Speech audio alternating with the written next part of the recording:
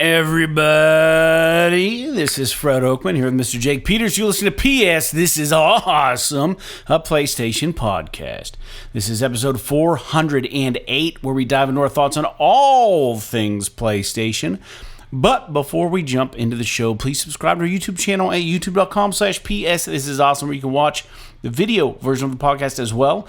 And you can check out our trophy list on the PSN. I am Anchorless_81 and Jake's Jigsaw01. You can also send us your thoughts to psthisisawesome@gmail.com. Share the show with friends and don't forget to rate us.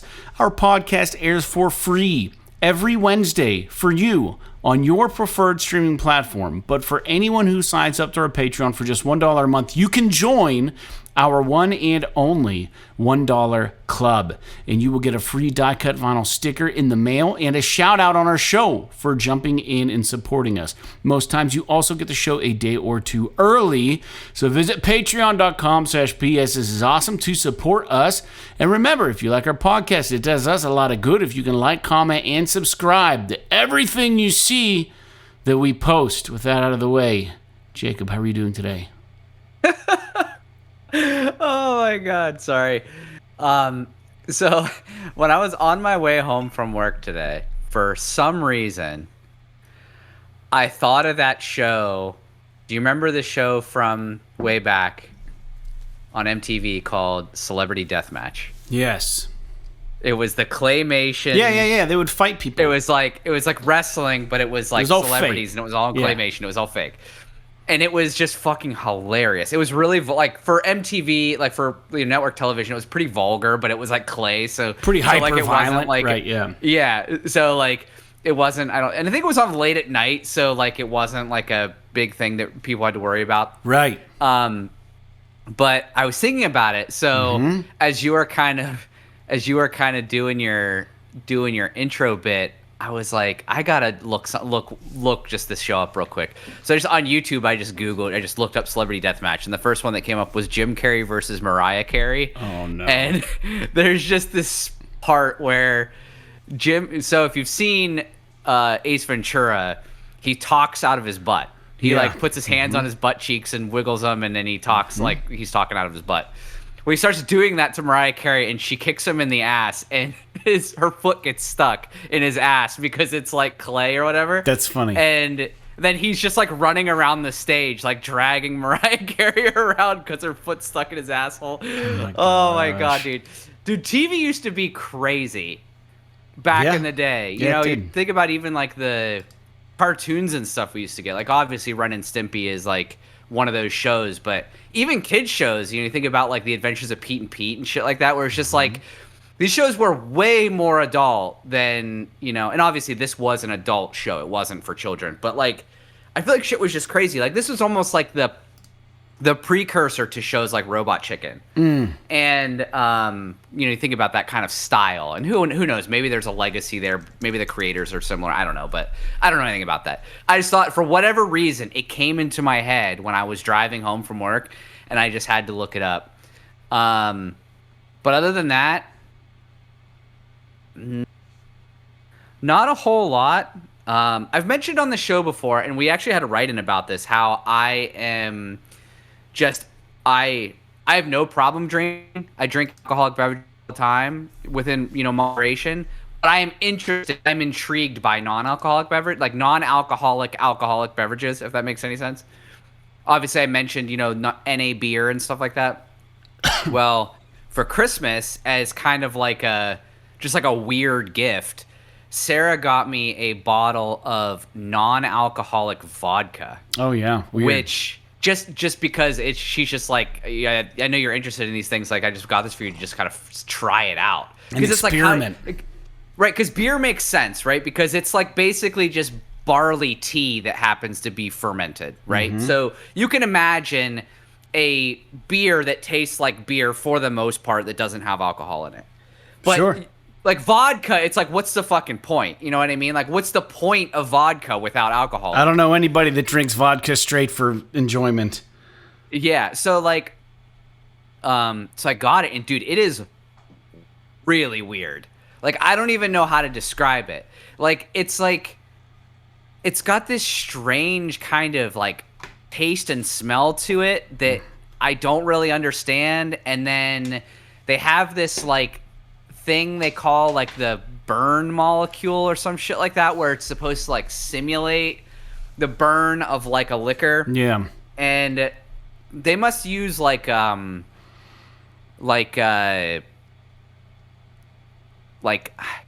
don't know, pepper oil or something like that, because it doesn't. If you're familiar with drinking real alcoholic liquor, the way that it burns your throat, it's more persistent. It's like a thicker, kind of more invasive kind of feeling, and it's not the same as like eating hot peppers.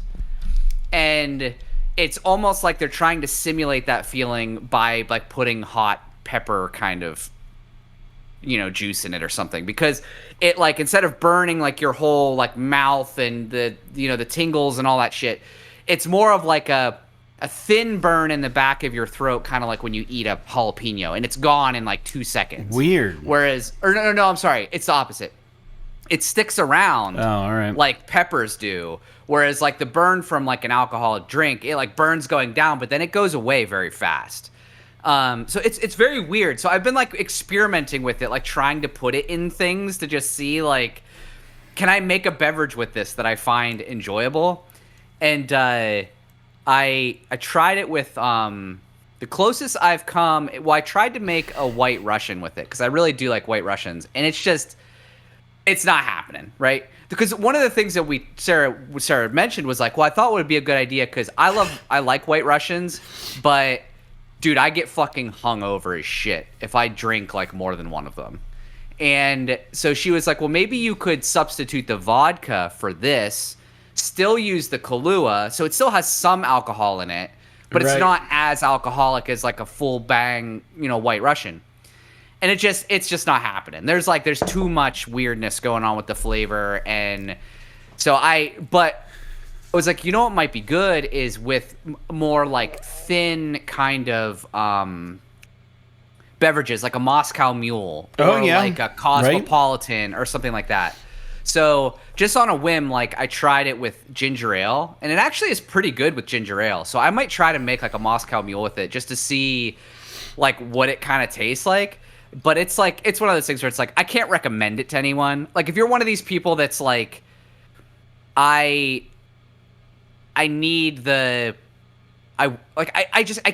in my brain, I can't imagine a scenario where this would be useful. I have an idea. Okay, hit me. Let's say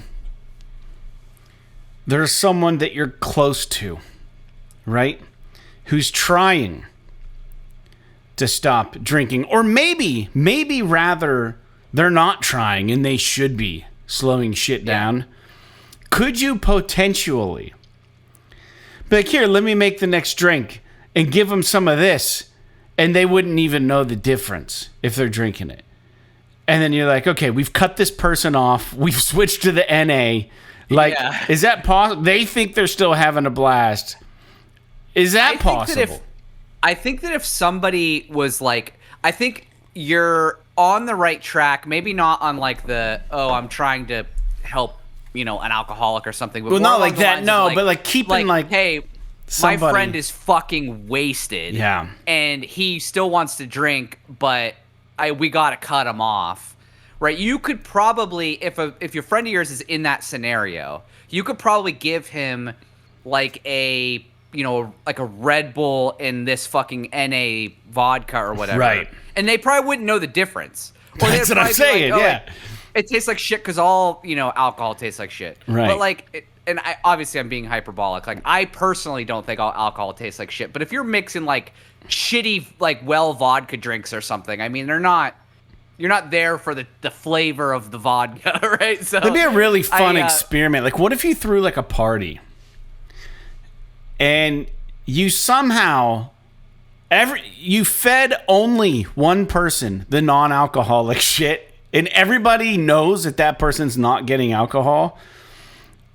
That would be a fun social experiment to see if they started faking being drunk, or like if they were like, I'm not feeling anything, or like. So I will say that when I drank it for the first time, Mm-hmm. I didn't feel drunk, but it does provide some kind of, no, maybe it's placebo. I have no idea, but I think it's like the weirdness of the flavor with It's the like chemicals, dude. It's like whatever the fuck they're spiciness putting of like in the there. whatever fucking like it probably is that I'm just literally drinking like turpentine or something, and that's why it like. But it's just like it's weird. 5th grade science It's almost project. like yeah. So like it's but that is a really good idea. I would have to imagine that there would be some kind of like placebo effect for like the average person, unless it's somebody who's dialed into the drinks that they're drinking. Well, that would be if it's like some yeah. If it's like some person that fucking just drinks to get drunk, Yeah. and they don't really know what they're drinking, they might probably be all like all into it. But if it's someone who's like dialed into what they're drinking, you might have a harder time with it. But like, yeah, I thought it was kind of an interesting thing. So what's kind of annoying about it though is like, because it's non-alcoholic, it's not like you can't preserve it. So it has to be refrigerated, and it's only good for like a month or something like that. So yeah, I've just been kind of tooling around with this thing. But she was gonna get me an NA whiskey because she knows I like whiskey. But if you look up reviews on NA whiskey, like basically all of them are like, this tastes like asshole. Well, it's probably And because so- most people who drink whiskey have a very particular taste. Or they typically, a lot of them drink it straight. Right. You know what I mean? If someone who wants an NA whiskey is probably the someone who, likes to drink a glass of whiskey, not necessarily make Jack and Cokes all day long. Mm-hmm. So, I don't know. It's kind of curious. I would still be curious to try them, but it's just like, they're like expensive. Yeah. You want to buy like a bottle of NA whiskey, it's like $35. It's like, I might literally take one sip out of this and throw it away. I don't want to spend $35 on this. Rather have a bottle of a real whiskey. Yeah, right. To sit around and Right. sip So, on. but anyway, That's I mean, that was interesting. a bit of a divergent topic, but it's just, I thought it was a kind of an interesting thing that has a little bit of history on the show with my thing with NA beer. But Yeah. Started the yeah, show so- uncorked, literally. I did start the show uncorked. How are you doing today? I'm good, man. Thank you. I'm doing. I like your pretty- shirt, by the way. That shirt's fucking sick. Yeah, that's dude. like the best thing about that game is the fucking logo. I disagree, but it is really good. It's probably one of the best video game logos. That's why I had to get this. So this isn't a sponsorship or anything, but you see, like, I've kind of become a t-shirt snob over the years because I get shirts made now for my music projects, and I start realizing that, like, there's a difference between shirts. Gildan no longer cut it for me, right? But I didn't know how to get a shirt like this, and then I found, like, TeePublic is a website, just for the listeners, if you guys are at all interested. And they do made-to-order shirts. So, like, I don't think there are, and I'm like, man, they're probably like that DT that almost like iron-on transfers that they do now. They do like on site for, like, you go to like a fair or something. You're like, oh, I want this design on my shirt, and then they'll do it, and then like it literally feels like plastic on your shirt, and it's like that's not a good shirt. I'll never wear that. So I was kind of cautious in ordering these, but I did a lot of research. And if you get the tri-blend shirts, or if you get the premium shirts, they're a little more money, but they're great. They're great. They're Heather shirts. This is almost, you can't even feel it. It's How's the print? Is it like a screen print? Oh kind yeah, of? it's Okay. It's great. It's not like a stick-on. No. It's like a real. It's legit. Like, it's not gonna come out in the wash. No, basically. it's a great shirt. And TeePublic, you just have to use like the ultra tri-blend premium quality shirt. And it's my understanding that this is just how they make them. And there's probably a lot of people. There are a lot of t-shirt. I've looked into it. There's a lot of t-shirt equipment that you can get. And there is like the DT. Is it DTF t-shirt transfers? DTF shirt transfer. Yeah, I don't think you want the DTF. I believe you want the other kind. Let me go to TeePublic. I'll just go there. So they don't. So there's no issue with you ordering a shirt that has a copyrighted image in it? Somebody's already selling them on there. So if you go to this is what I don't understand. You can search G.I. Joe, you can search Arc Raiders, you can search anything. People have these designs, and you can just order the shirt. And as long as you order the thing, whatever the thing was that I'm telling you to do, let me see if I can get an example. Some sellers don't offer, but if you order the tri-blend shirt, this is a Bella and Canvas shirt, and you order the size you want, it's a little more expensive than just a regular. Like a regular classic shirt's like $16. The tri-blend for this one that I'm looking at is on sale for $22. So 23 versus $27 or something. But the shirt is awesome. And people so these are it's like a store. It's not, they're not like you're not giving them a design to make. It's like you found somebody. They have a store. Yeah, there's a bunch of vendors that have these designs, but I don't know how they don't get in trouble. You know, I have no idea how they don't get in trouble for selling an Arc Raiders t-shirt. But I wanted one so bad, and then you pick the color of the shirt or whatever. You can customize the shirt, and then pick the thing, and it whatever kind of shirt you choose to get. I'm looking now. My design is a little bit different. It doesn't have this probably have to go around it. That doesn't have like the swoop here, and the color is just a little bit different. It doesn't have this thing, whoosh. But I mean, it's awesome. That's probably how they can get away. They probably just tweak something slightly. But even still, Arc Raiders is trademarked. Yeah, I don't know, man. I fucking love the shirt. It's awesome. It's the coolest shirt ever. I actually didn't realize that it didn't have the weird thing going off. I'm gonna have to buy another one. I'm looking. I just looked on this site. Like, there's literally I just clicked on like TV, and there's literally a Buffy the Vampire Slayer T-shirt. It says Buffy the Vampire Slayer and has all of their pictures on it. Yeah. Like it's very. It's kind of weird. It's very interesting. Like I do wonder. Like, this must be like a legal gray area where it's like you're making them to order, so maybe it's not as like they're selling burnt peanut under Arc Raider t-shirts. I don't know if you follow that streamer or not. He's hilarious. I'm aware of him, but I've never seen anything of his. Oh my dear God! Don't start, because you won't be able to stop watching. It's so funny. He's so good. But anyways, I digress. Anyways, yeah, thanks for the shirt, for complimenting my shirt. I'm doing all right. Can we just say real quick? Yeah. Did you watch the fucking football game last night? Yeah, I did. Mm-hmm.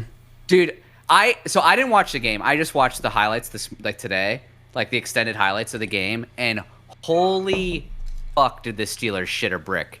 I was like, because I'm not the biggest football fan, right? But I do think that playoff football is enjoyable. My biggest problem with it is like there's no fucking reason why this broadcast needs to be 4 hours long. I'm sorry, especially when it starts at 8:15 at night on a Monday. Dude, because I watched the game on Saturday, the Green Bay Bears game, because it was on Amazon Prime. So I was like, oh fuck, I'll just watch this because I don't have whatever ESPN or whatever, and so yeah, dude, the broadcast was 4 hours long, and I looked it up, and the ball was actually in play for 11 minutes. 11 minutes in 4 hours, the ball was in play. Now I get it, like a lot of it's like clock management and shit, but a lot of it is commercials and fucking, all this other shit. But anyway, back to the Steelers. I was watching it, and I'm like, again, I'm not a big football thing, but like, to me, you have to tell me because you watched the game. It seemed like the Texans defense just fucking dominated the Steelers offense. Like, they couldn't get anywhere with the ball. Yeah. And like, they were just running the ball straight into the defensive line. They couldn't get like Rodgers couldn't get a pass off. And then, dude, oh my God, they fucking fumbled the ball. So the Texans fumbled the ball so many times. Three times. Not to mention the interception and all this shit. It's like the Texans were begging you to win this game, and they fucked it up. Now I saw today Mike Tomlin resigned, which is which is crazy because he's been the coach for like 20 fucking years. Yeah. But anyway, I just wanted to touch on that because like I said, I'm not like the biggest football fan, but I do like enjoy the spectacle sometimes. And I know that you watched it, I guess, is what I'm saying. Yeah, I'll talk about it, I guess, right now. Dude, I watched it. And it was... I don't think there's a single Steeler fan who actually thought we had a chance to win that game. But at halftime, we were down by 1 point. It was 7-6 at halftime. And still, it seemed within reach until the fourth quarter. Yeah, and then I was thinking, man, we got a shot at this, but we have to come out in the third quarter and actually start making some changes and adjusting. And we didn't. We didn't at all. And the thing that was really difficult for me to watch from the couch was the offensive line not being able to stop the pass rush. And so I've got 2, maybe 3 takeaways from this game. If we would have been playing Mason Rudolph instead of Rodgers, when they would rush in, Rodgers is so scared to get hit that he would immediately discard the ball. And he won't scramble, and he won't try to run. Like, he just pretty much goes down, or he throws like a wild pass, or does everything he can to do to get out of intentional grounding and throw it over someone's head or whatever. They were on Rodgers the entire game because our offensive line could not hold their defensive people coming at us. And the Titans, everything that I've read prior to the game, they have the absolute best defense. They have the absolute best in the NFL. It's not even a question. Like, they are the best. The Texans? Yeah, that's what I meant. Yeah, the Texans. So it's like if we would have played Mason Rudolph on that second half and just dealt with Aaron Rodgers' ego, with him probably effing off everybody on the team, you know what I mean? Like, being pissed off. We might have been able to scramble a little bit and move the ball a little better. And when it's a 4th and 3... and we only need a touchdown to get ahead, and we convert the 4 and 3, and now it's 1st and like 20, you can't not score. You have to score the touchdown. You have to. You've earned it. You've done the hard work. Just get it there. They can't score a touchdown, man. So that was the first takeaway. The second takeaway was everybody was talking about, oh, Metcalf's coming back. Metcalf's fucking coming back. It's going to be great. Because he was out for two games because he... that Lions situation where he pulled the fan down and he got suspended for 2 games, and he's apparently our best receiver. Rodgers threw the ball once to him in the first quarter, and Metcalf just missed the ball. And Rodgers didn't throw to Metcalf again until the fourth quarter. And he did have a good reception in that, like when he got that one, he did have like a 20-yard reception or something. Sure, but he didn't throw to him like he should have. So yeah. The Texans knew what we were going to be doing the whole game. It was like maybe hit Freiermuth, maybe, run Jalen Warren up the middle a few times. But, like, we didn't have a game, dude. We had no game because Aaron couldn't throw the ball. Go ahead. We just couldn't connect, man.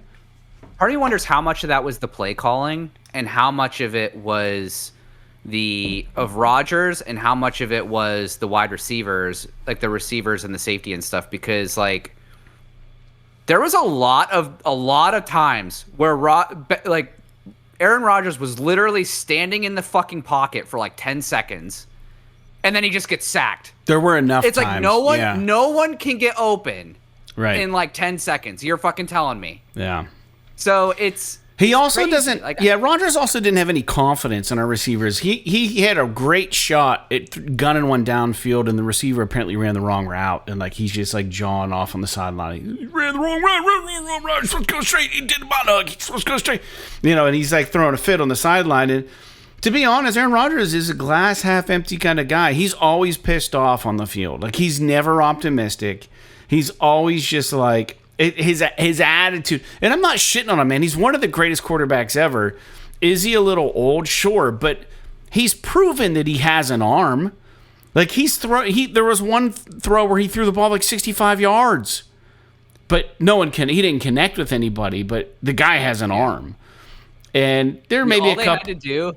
if they could just like every drive get the ball to like the 40-yard line, Boswell is like automatic. Yeah. Right. He just like every kick he got to kick was like straight up the pipe. Yeah, the dude's awesome. So it's a home field advantage too. Yeah. It's crazy. I mean, anyway, we don't have to talk. We knew it was going to happen. It was disappointing. I just thought that like it would have been cool just from like for me, football is like I don't care about any teams. Like the Steelers are really included. I mean, they're like I guess the home team for me, but like I'm just like whatever about it. For me, it's like I want to see just a fucking upset. Like I want to see the craziest shit happen. Like that game on Saturday was crazy. Like the game was the Bears looked like they were getting fucking raped until like the last 5 minutes of the game and they came back and won it. It was absolutely bizarro. Mm-hmm. But anyway, let's talk video games. Yeah, let's talk about some games. I got nothing else to talk about. We've got let's talk about games we're playing. Every episode we talk about games we're playing. Usually we will go over listener feedback. I checked everywhere. You guys have not been writing into the show in 2026, and I am ashamed of you all. So write us. Tell us how dumb we are. Yeah, come on. Tell me to shave my beard or something. I played a little bit more of Bloomin' Rage, but dude, it is so exhaustingly like slow. Like I don't want to walk around and take video footage of just random shit and have her make a I know it's what this game is, but I kind of feel an obligation to finish it, but I also right now feel an obligation maybe just to get on YouTube and watch the ending and delete it from a hard drive. So, I did a little bit of that. If I'm being honest, I would have covered a little bit more prior to this. I've been painting my Warhammer Darkwater, Warhammer Quest Darkwater box set. So I've not really had my head in the video game world. I've been busy with work, just all kinds of shit. So I played a little bit of Bloomin' Rage, but that's really all I did. I feel like maybe I did something else. I don't recall playing any other games. So, Jake, what about you? I've just been playing The Outer Worlds 2 still. I think I'm like 30-some hours into it, maybe low 30s. And I still really enjoy it. I don't have much else to say about it right now. I mean, I'm kind of chipping away at the main story. I got the final companion character pretty late. Mm-hmm. So now I'm just kind of doing some stuff with him to like try and kind of get my bearings with that character, because for me, like a lot of these games, it's very rare that the main story actually pulls the game along for me. More often than not, I like the interpersonal stories and like the quests you do for like the companion characters and stuff. Sure. And that's the same with like Bethesda games, for example, like Skyrim. Let's say I like everything but the main quest in that game. So I kind of enjoy these little side quest things. They're not as deep as I would like them to be, and to be honest with you, the companion characters for the most part are kind of lackluster in this game. I kind of was hoping for some shit that was a little bit more unique, you know, a little bit less. I don't want to say that they're bad. They're just like fine. Like they're just like kind of across. They're like kind of middle of the road. Yeah. I don't want to say generic, but they're just people, right? They're like. There's one character that's kind of insane, and you're like, okay, well, that's cool, but like because of the way that she is, I just don't really like her. Right. And there is one character there's one character that I actually really do like, but there's just nothing from her like story that's really pulling me in. So anyway, I mean, I still really enjoy playing it. The gunplay is really cool. I like the conversations. I like how things kind of play out. I like the flexibility the game gives you as far as like using your skills and stuff. So yeah, I'm just gonna keep chugging along. I have no idea. Like it's one of those things where it's like, this is a game where I could be 5 to 7 hours from being done with the main story, or it could be one of those things where it's like, you hit like a story beat and then there's like a whole nother act. You know what I mean? So I don't know really where I'm at with it from like a game, like where from a completion perspective. But I'm still really enjoying it. So, but I have been thinking about maybe like playing some other stuff, but I don't like to wander when I'm playing a game like this because I'm afraid that like because of the length and the commitment, if I wander, I'm not going to come back to it. And so we'll have to see. But yeah, still playing that. Cool. Still liking it. Don't have much else to say about it. Yeah, very good. Well, we'll get into the news. Make this a little bit shorter of an episode than normal. I'm sure the listeners don't really necessarily want that or want to hear it. I know LJ was excited last time when you got that haircut because it was a longer episode. But I think that's something that we kind of can say that we deliver is a shorter, abbreviated podcast where it's not like a super, you know, I don't know. It's not a huge, long festival time commitment. Yeah. So, all right, first news point. This is kind of sad to hear. Sanzaru Games. Obviously, they're the studio behind Sly Cooper, Thieves in Time, and several other beloved remastered collections. And they've been shut down as part of a round of layoffs at Oculus Studios after Meta decided to refocus on AI smart glass and other wearable tech. So alongside Sanzaru, other longtime developers such as Twisted Pixel Games and Armature Studio were also closed, marking the end of many experienced teams. So this comes as a stark reminder, Jake, of how quickly even well-regarded development studios can disappear when larger corporate priorities shift, and it raises questions about the future of VR and how platform holders support unique creators. So it's kind of it's not sweet at all. It's a bitter moment, especially for fans of classic Sanzaru games.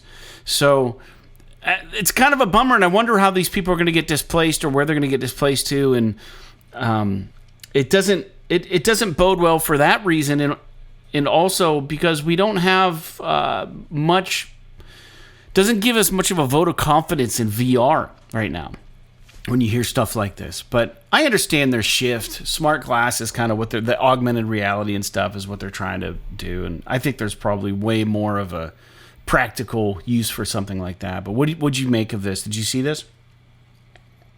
Yeah, so one thing I will say is that I just kind of broke from any really care or anything about Sanzaru when they got picked up by Oculus, because it's just like, okay, well, they're not going to make stuff for me anymore. Yeah. But I have to say that Sly Cooper collection they did for PS3 was fucking awesome. Yeah, it was great. I loved it. I mean, I platinumed the first two games, and I think I almost platinumed the third one. I don't think I ever quite finished it.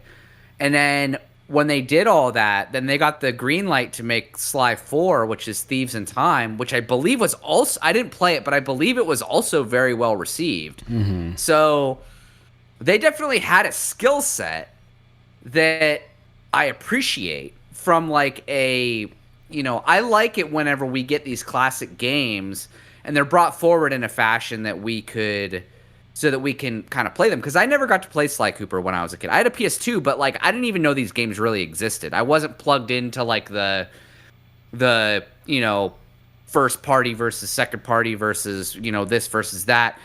In that era, I was stuck on Grand Theft Auto and shit like that. So Metal Gear Solid. I wasn't really playing Final Fantasy. I wasn't really playing games like platformers like Sly Cooper.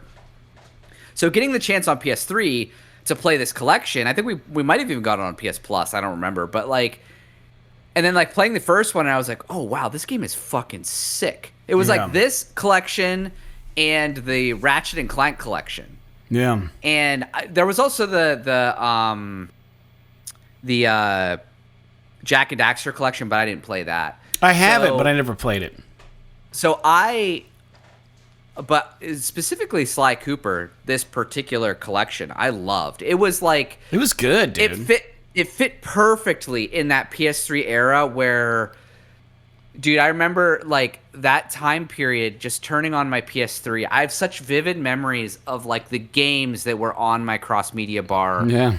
You're talking about games like Castle Crashers and Quantum Conundrum and these types of things where it's that's a deep like Richard, we always talk about, you remember Richard when it was on your cross media bar when you would hover over it, that fucking song that would play. It was like that like Western like guitar riff that was really like had a lot of reverb and shit. And it was awesome. I loved it. And Sarah would get so upset because she fucking hated it for some reason. I don't know why. It just annoyed her. But then like it just reminded me of that era of like where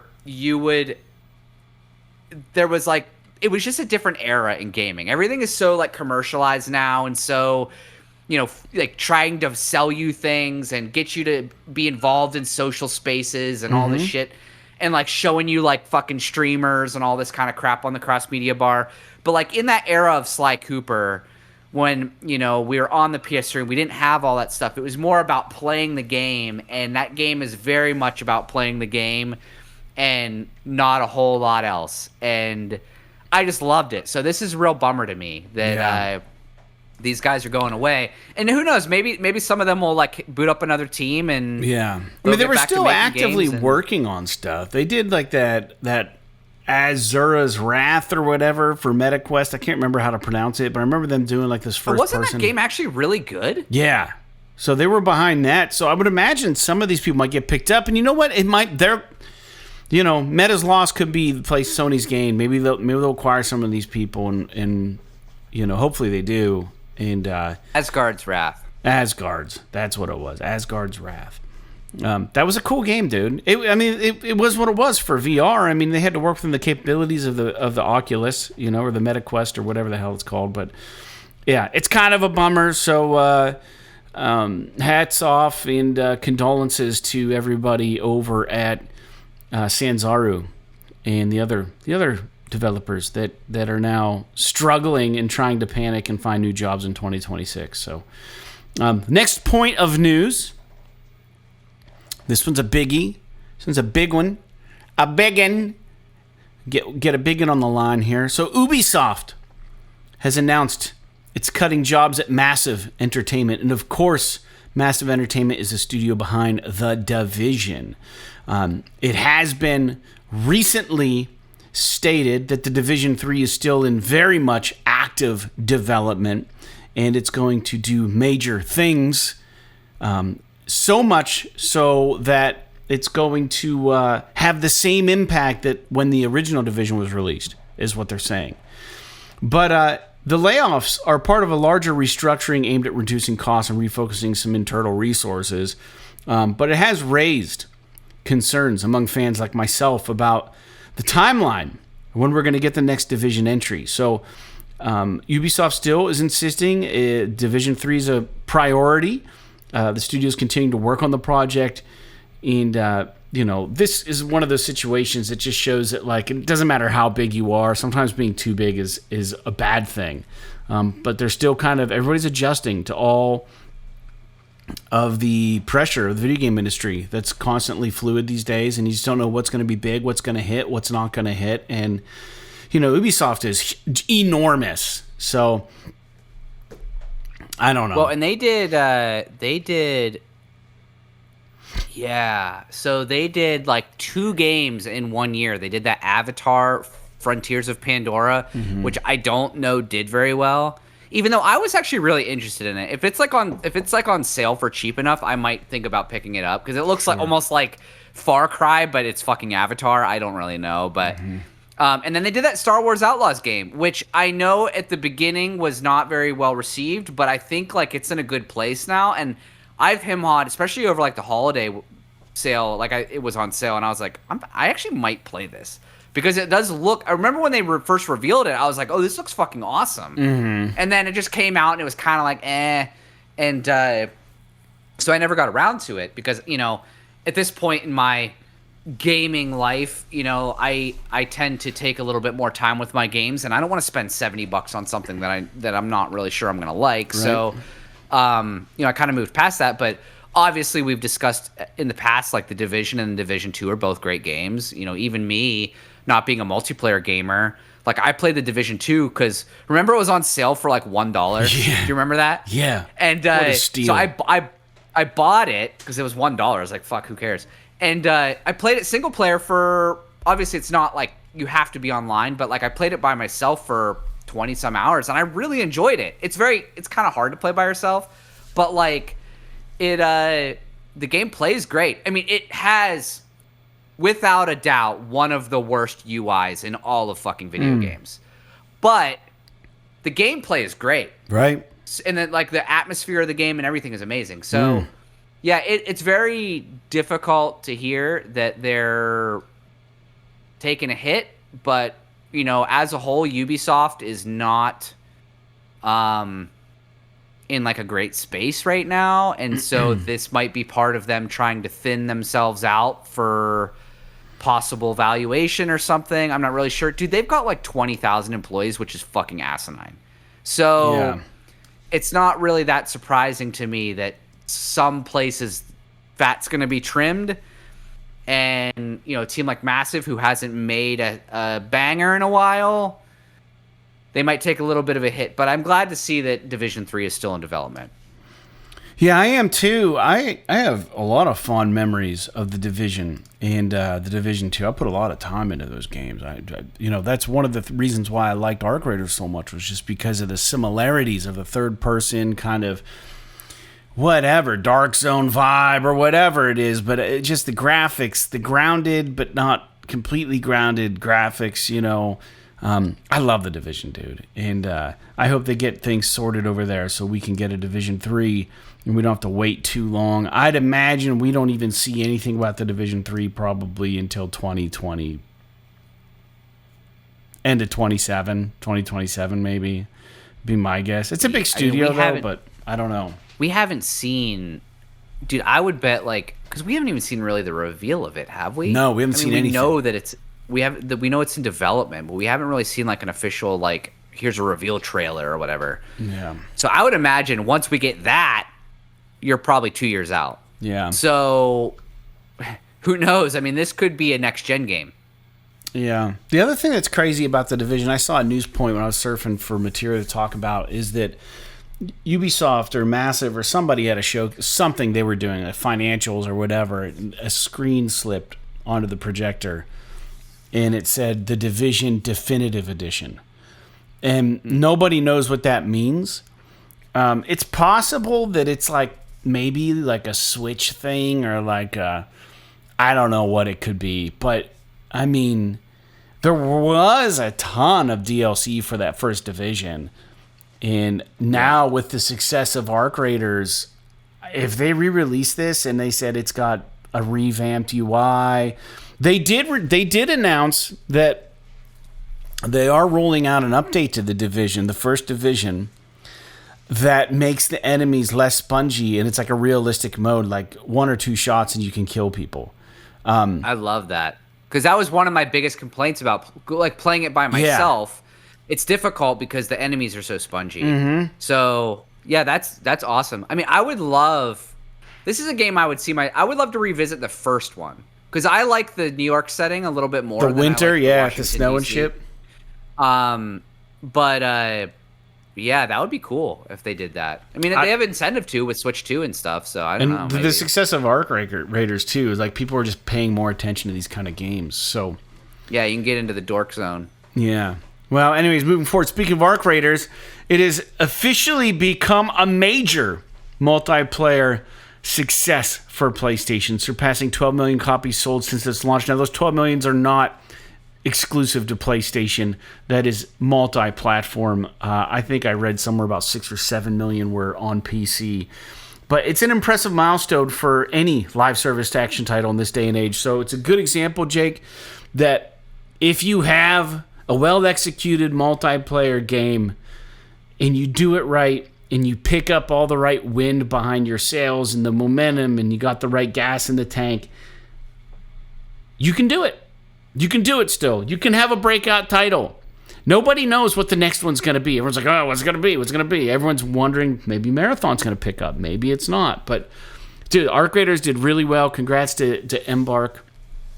They have a hit on their shoulders. They just need to not screw it up. And they're already messing around with matchmaking from what I understand. But I haven't been in that world for a while because the second deck that they released to unlock all the unlockables with like in-game cred that you can earn from doing tasks and missions. Supposed to take a while to do. I I got into it and I already had enough cred built up and I just unlocked everything, and now it's just like I'm waiting for the next one. So I'm just kind of like sitting out for the time being. But anyways, anything about that, Jake? You said it's not a game for you. You said you didn't really get into it, but man, there is something special about this game. Yeah, I can't deny the impact of Arc Raiders. And truthfully, like, me not being into it boils down to two things. And it's one, it's just that I just can't. It's really hard for me to lock in on a multiplayer game just because I don't. That's not typically how I play. I'm typically not available when everybody else wants to play. Right. Blah, blah, blah. Right. Story as old as time. And the other thing is it's too much. It's more inventory management that I want to do in a video game. And I'm getting to a point in gaming where it's like, I don't want to spend all this time fucking searching through, springs and medical syringes and fucking toy cars and all this shit to like figure out if I've got enough widgets to make a silencer for my gun or whatever. Right. So, because one of the things I do like about the Outer Worlds 2 is that like all the stuff you pick up, it just becomes junk, and then you use the materials to craft items. Like you're not out there looking for the cat bed, as it were. Yeah. It's just like, oh, I just get junk and it gives me resources to make items, and that's kind of refreshing. Now, I don't want to say, whatever. It doesn't matter. We're not talking about Outer Worlds, but it is impressive what this game has done, and it seems like it's continuing to kind of grow in some capacity. I know some people are falling off of it because there's a lot of like, and I don't know if you've played it recently, but there's a lot of like discourse about how the game is becoming a lot less friendly the more popular it gets, and I think that's unfortunate because I think the reason why the game became so popular to begin with is because of the sort of grayness of it from a social perspective and the social experiment in general, where it was just like, oh, like we're just trying to survive in this world. Everyone's kind of, like being friendly, helping each other or not helping each other, talking, doing all this stuff. And now it's like, is this the reality of humanity where all of this shit, it just devolves into violence and self-preservation? Right. And so that's kind of interesting from like a humanities, like social science perspective, but it makes the game even less attractive to somebody like me, where It's like, I was interested in the beginning because I was like, oh, I could jump in by myself, and I run across people and they're like, oh, hey, friendly, just trying to find my shit. And then we like kind of would work around each other and, go to do our thing or whatever. But now it seems like it's a lot more about everyone's trying to get that clip. You know what I mean? Yeah. And there's a lot more nefarious shit going on. But can't deny it. It's like, this is like the second coming of Helldivers almost. It's great. It's been great for these kinds of games. It's one of those kind of games where it's like, ordinarily this wouldn't be a big deal, but right place, right time. And I don't think this game is as big as Helldivers is. At least not like the zeitgeist, if you compare the two, I think Helldivers' trajectory was a little taller. But I think that Arc Raiders might have the legs to go longer, if that makes any sense. So I think it's got more equipment in that regard. Yeah, I agree. Yeah, good for them. Story number 4. Our favorite, Capcom, has announced an upcoming Resident Evil showcase, Jake, scheduled for January 15th, which is just around the bend, where fans will get another look at Resident Evil Requiem. No new footage has aired yet, and expectations are high for fresh gameplay details, story hints, and a clearer picture of how the next entry is going to evolve the survival horror formula they're so good at. So Requiem is shaping up to be a major release coming right around the corner. The showcase could answer a lot of lingering questions. So I don't think I'm going to watch this because I think it's already... I'm already going to get it. So I don't think I need to know anything else about this. Do you care to watch this at all? No. But I will say, just as an aside, One thing that I did gain from playing Silent Hill 2 is that I'm fucking amped to play this game. Because it's like you get some of that flavor, you know, that like survival horror flavor. But now it's like, oh, I really liked Silent Hill 2. Obviously, we talked about this game ad nauseum a couple weeks ago. But now that I'm kind of back in that mode, as it were, in some capacity, it's like there's a new game in the franchise I like more getting ready to come out.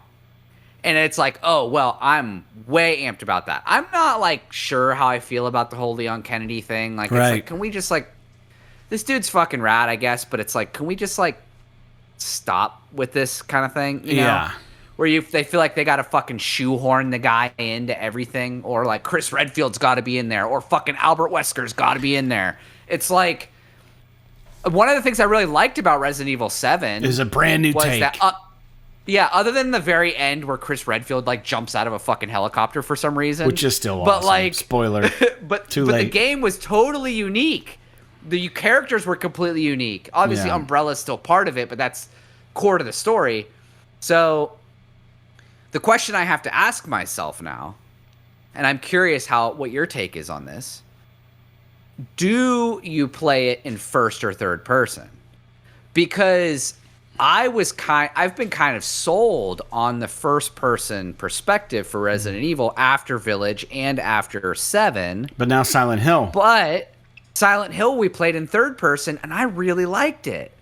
So I don't know, like, because I don't want to, like, maybe there's a way you can jump back and forth. But if you can. They said you can change it at any time.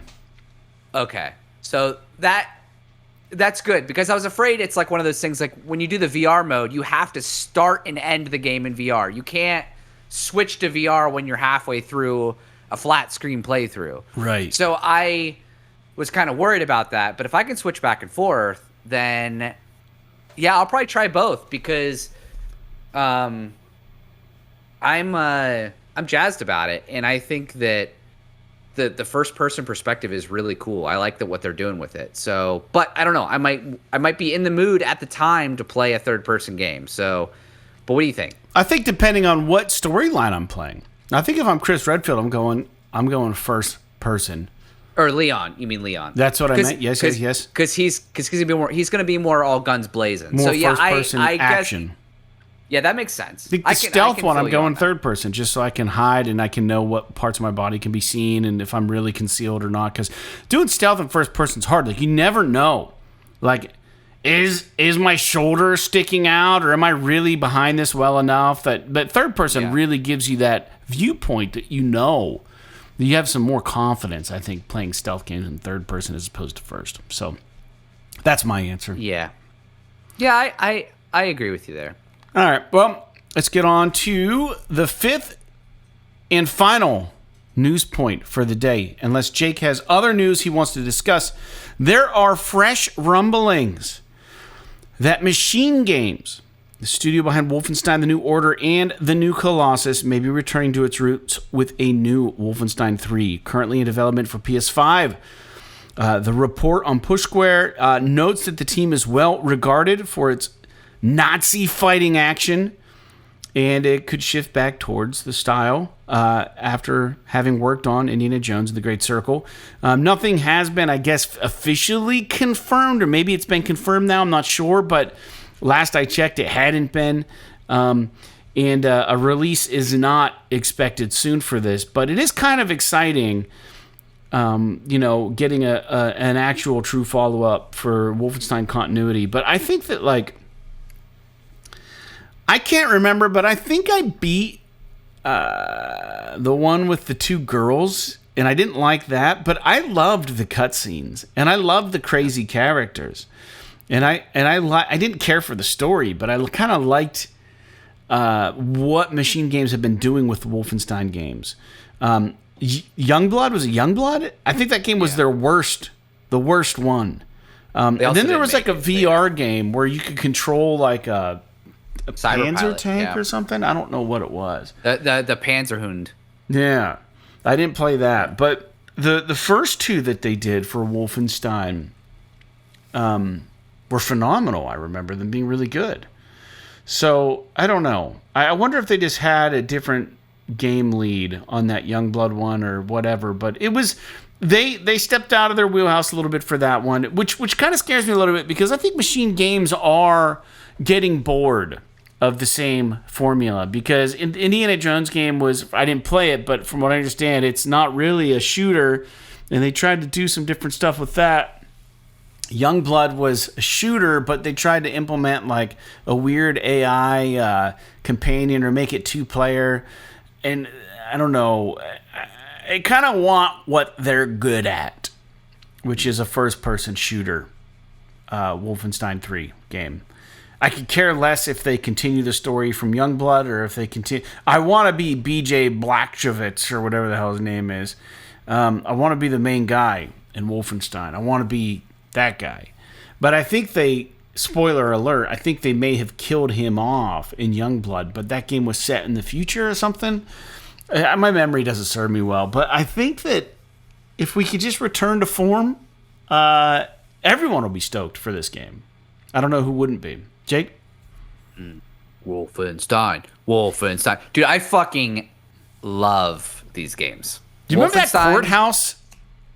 The courthouse mission? So I did not play Youngbloods. So if that's part of that game... No, I think it was Wolfenstein 2, wasn't it? Maybe it was Youngblood. I thought there was a courthouse mission that was like near impossible. So Wolfenstein 2, the New Colossus, was very difficult. And there's a lot of weird shit that happens in that one. Wolfenstein, the New Order, I think it was called, was the first one. And it was very good as well. I actually might prefer the first one, but the second one's also really good. The DLC for the first game, the Old Bloods, is also very good. Yeah, the courthouse battle, just to clear it up, is in the New Colossus. Okay. You and I had a conversation about it, dude, and you were like, "Yeah, it probably." It's been a very long time since I've played it. I played, if fans might remember, recently, within the past couple years, I played the first game over again, but I didn't replay the second one. Youngbloods held no interest to me.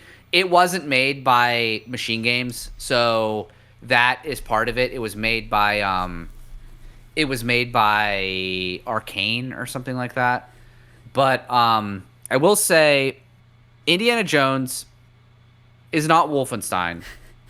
It's completely different. It's like a stealth game, but it is very good. Like, I would welcome a second Indiana Jones game. Yeah. However, I think they need to finish off Wolfenstein for their next title, then maybe go back to Indiana Jones, and I'd be pumped to get back to Wolfenstein, playing as BJ Blazkowicz again. Blazkowicz. It just is. Yeah. Those games are so sick. I love how like his character, dude, is just so typical. Like he's just so like butch this American. Yeah, this fucking jarhead, you know, with a perfect jaw and like the military buzz cut. Just a white dude who looks like he should talk be playing about football. killing Nazis. Yeah, just such a generic character, but somehow so charming. It works. Yeah, I love it. So yeah, I'm all in for this. I do want to get another Indiana Jones game, but I am all in for this one. Dude, the graphics in the Wolfenstein New Colossus were so good. I went to images and I just typed in New Colossus to remember what the game looked like, dude, and it was so good. Yeah, those games are great. They're fantastic games. All right, well, that wraps up the news. That's all I had for the news. But every episode we talk about new games coming out. There is only one game that I'm aware of coming out between now and next episode, and that is coming out on the 13th, which is maybe today, tomorrow. Just today. Came out today on Tuesday. We're recording this a day late, but our patrons are still going to get the show a little earlier than other people, but I had to watch the Steeler game yesterday, so that's why we're recording a day late. So that's a little clarification towards the tail end of the show of why. But Broken Lore Unfollow apparently is a game coming out, and I don't know anything about this game. Do you know anything about it? What's it called? Broken Lore? Broken Lore I'm looking it up right now. It looks weird. Let me find it. I'm finding it. It looks like it might be a little bit of a spoopy game. Really? Yeah. Like a first-person kind of... Dude, wait, this is bad. This is bad. This is bad details. I'm giving you bad info. It's not. It's not coming out. What? This game looks fucking freaky, dude. It's not coming out. I just went back to the calendar, and it's not on here. It's not there. It's coming out on the 16th. They changed the date, so it's coming out on the 16th now. Big Hops came out. Yeah, Big Hops came out on the 12th. Code Violet came out on the 10th. Oh, Code Violet, interesting. But yeah, Broken Lore, Unfollow. Broken Lore, one word, Unfollow came out, is coming out on Friday now, the 16th. But yeah, that Code Violet game, what the hell is that? That's like that, like third-person shooter, like Dead Space meets fucking...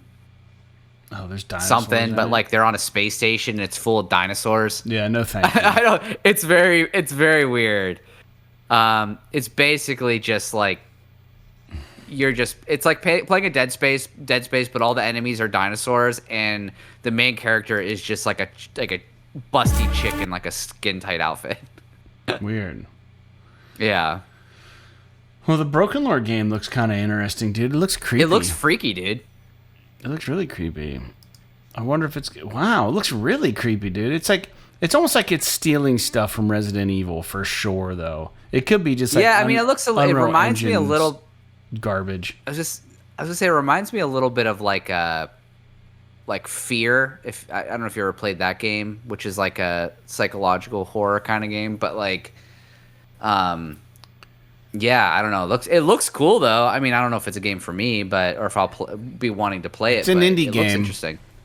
Looks good though, but you can never tell. I bet you it won't be that good because I'm already seeing like a thing with a really long neck. That's stolen from Little Nightmares. There's a thing with a voodoo doll that's stolen from Resident Evil. But how many of these things really? Then there's the pool rooms. You know what I mean? Like where it's like all tiled. Like there's like all kinds of shit that they're just stealing. But who knows? Maybe it's a good game. Who am I to say? But anyways, that's all that's coming out. Get back to my notes, and that's about it. Jake, do you have anything else you want to go over with the listeners before we close off for the day? No. So I've been over Christmas break. I started like trying to get back into playing more guitar. Oh, cool. Like I haven't hardly played guitar at all over the past like probably 4 or 5 years. I mean, occasionally I'll pick it up and noodle or whatever, but so I just started like I don't know about you, but I'm terrible at practicing and like figuring out what to play. I don't ever. Stuff. And so like I was like, well, what can I play? And I want to like play something, but not like have to spend a lot of time learning a song or whatever. So I started. Fans of the show may or may not know this, but I used to be in this really shitty band called the Rainbow Delights, and it's like just awesome. A shitty metal band. And so I've just been trying to remember all of those songs. Oh, and just like figure out how to play them again. And it's been interesting. Like I don't want to really play through like a big amp or whatever. So I've been talking with Troy a lot, who's plays in our band, obviously, and about like, well, how can I, do more with my computer, right? So we've been talking about using like free plugins and stuff, free plugins and shit to like use as like an amp that I can kind of play through my computer and stuff, rather than like dicking around with. Like I don't want to, crank up my 100-watt tube head and blow the glass out just to practice, right? So, so I've been dicking around with that, and it's been pretty interesting. So, and dude, there are some plugins now that sound so fucking good. Oh, I know. Ridiculous. Yeah, I know. And it's like, why even bother having this big ass fucking amp anymore? To be clear, a real amp in a room when you're playing guitar still sounds the best. But like if you're just playing at low volume with like headphones on or something like that, like why even bother? Yeah. Just like fucking play some digital shit. And so yeah, that's what I've been doing. And I know it's unrelated to the podcast, but I just thought it would be kind of interesting to bring up. Maybe there'll be a Rainbow Delights. Maybe there'll be a Rainbow Delights reunion. OIBL and Rainbow Delights, dude. Let's do it. We can open for one of Philead. Jeez. Yeah. Yeah, right. Dude, there's no fucking... Dude, Ted Scheckler won't even respond to text messages, let alone get back together and be in a band with me. Yeah, it's so weird. He won't respond. I don't know. He's an introvert. But anyways, I love him. But he's just busy, I love him, dude. too. Love him to death. The thing is that's exactly how I practice. Like, if we have like a big One of My Land show coming up and I want to relearn some shit, I'll put the MP3 in Logic and I'll play it. I'll create a second track and just DI my guitar in and run like a cab sim and play along with it that way. It's a really cool way to write different parts around something you already have too. And you're just one step away from recording shit and saving ideas. So it is really wildly convenient. It used to be so hard to record anything. Like, for the longest time, the only way to record anything easily were those little portable cassette players that you could press play and record at the same time, and it just had a mic built in. You had all these cassettes laying around, but there was no really easy way to record sound. It wasn't on phones, it wasn't on computers, it wasn't anywhere. So it was such a special thing when you got to go see live music, but now it's just everywhere. It's all been freaking ruined. So the magic is gone for a lot of people. But anyways, that's cool you're doing that. I support it. I'd like to get my chops back up with playing guitar. Been trying to write new stuff with One of My Land. We have one song that's really, really, really good. A new one, unrecorded. And then I have 2 or 3 more things written for songs with lyrics and everything, but they need overhauled. And then we had a second song, and we're kind of coming to the realization that it could be better. So we're working on restructuring that. And we just practiced on Saturday, so that was fun. But that's always a hard thing, is when you become way too critical of what you're doing, because like honestly it was just fine. It was great. It was good what we had, but Paul didn't like the one part of it. He said, "Oh, we kind of already do something like this in another song." And I'm using that voice, that's what Paul sounds like. And then Jim's like, "Oh, I really liked it." Jim's like, "I really liked that part, actually. I really like the song. I don't know why we're changing it." And Troy's like, "Yeah, there was a part on it. And I'm like, "Guys, I don't." And then someone's like, "Well, let's take off, let's shorten this one part." And I'm like, "Well, I wrote really good lyrics for that part. I want to get rid of it." And then before you know it, the whole thing is in shambles, and you're rewriting a song, keeping very little things, which sucks because I think the original version was great. But that's just the process of songwriting with other people. So we'll get it figured out, though. We'll bang it out. But I am excited to do that.